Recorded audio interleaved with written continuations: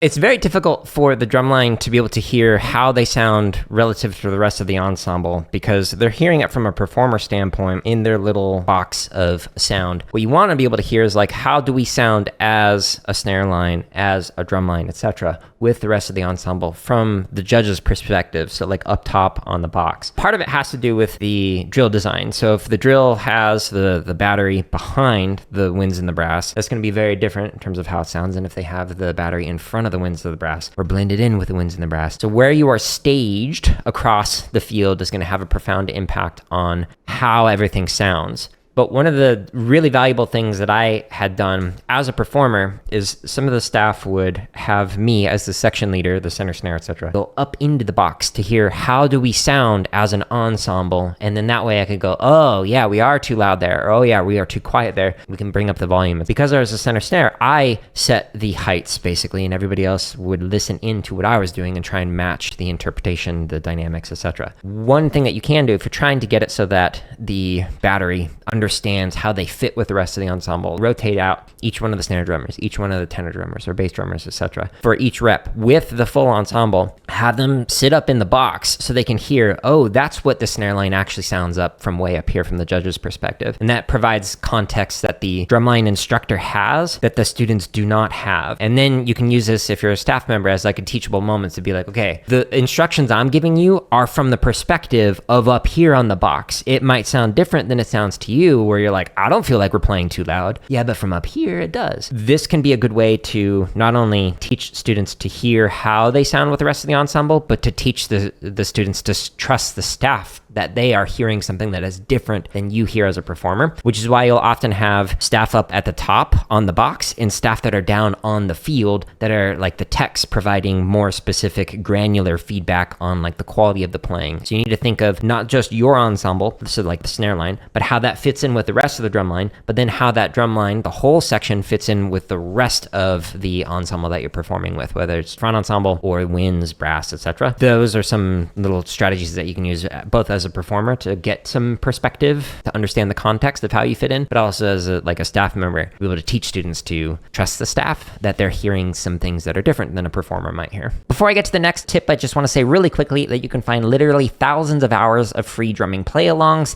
and drumming tips in the link at the top of the description or by going into my home tab of YouTube. When students are playing through the diddles, they often don't know like, well, what does a slurred diddle, what does a rush diddle, and what does like a perfectly rhythmic diddle sound like? So when they're playing, they might play like, and not realize that that was a slurred out diddle on the right hand, or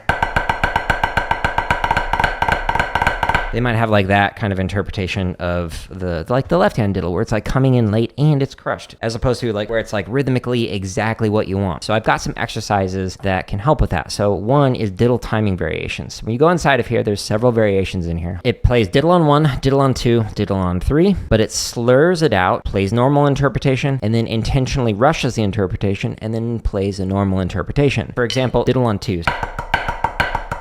Check pattern. There's your slur diddle, normal diddle, and then the rush diddle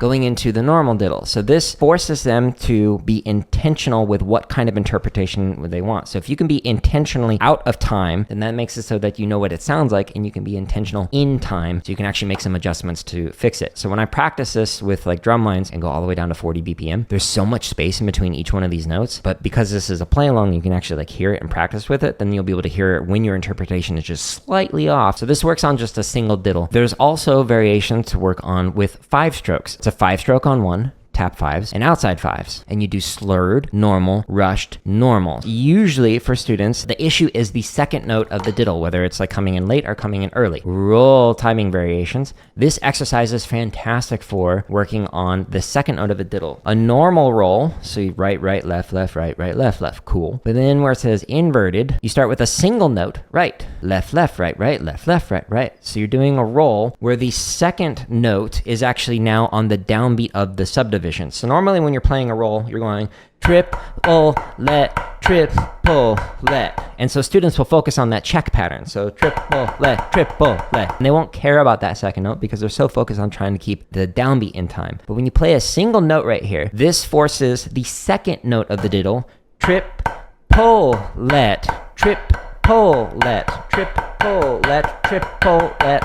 By forcing the subdivision to be on the second note of the diddle, that will automatically make it so that most students will play that second note with more confidence, and it'll actually be more in time than when it's like in between the subdivision, if that makes sense. So this exercise, it's a 4-2-1 variation. We're just doing 4 counts of a normal roll, 4 counts of an inverted roll, and then 2 counts of a normal, 2 counts of inverted, 1 and 1 through this. But in the same playlist right here, just right-hand diddles for the first 2 lines, and then just left-hand diddles for the next 2 lines. So it has check, slurred diddle, normal diddle, rush diddle, normal diddle. And again, when practicing this, I highly recommend going slow. So if you have students who are working on any of these kinds of exercises, they can use the play-alongs to practice listening in, so that way they can have perfect interpretation that they're listening to, as opposed to a metronome where it's like, well, I got the quarter note, and everything in between may or may not be in time, and I can't actually hear it. This makes it so you can actually hear whether or not it's in time. The impartiality is very difficult. Third-party judges come in for the audition, so that way it wasn't like biased by the staff and whatnot. One of the ways that some people will do it is they'll have like a screen up, and they'll say like, hey,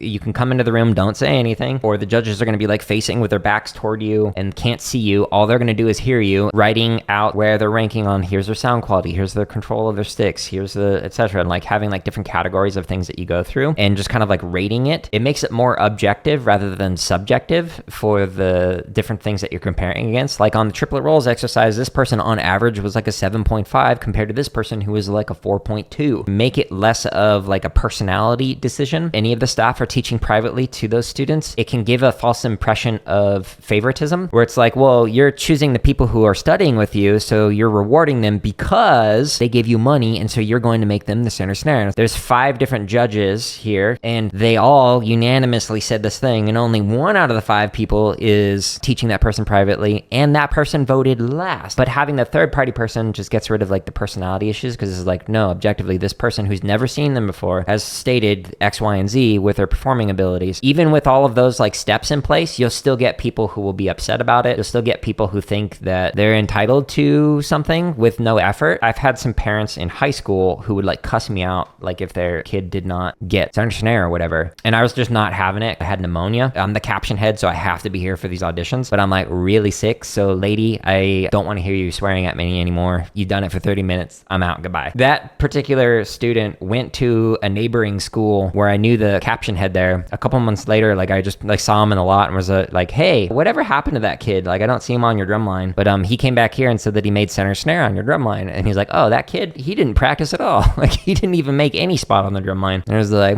surprise, surprise. Parents are worse than the students when it comes to that stuff. Yeah, and it's coming from a place of wanting the best for their kid, which I get. But also, you don't need to be a jerk. Take a chill pill, calm down a little bit. You don't need to yell at me because your little darling angel has not practiced in the last 5 months. That is not my problem.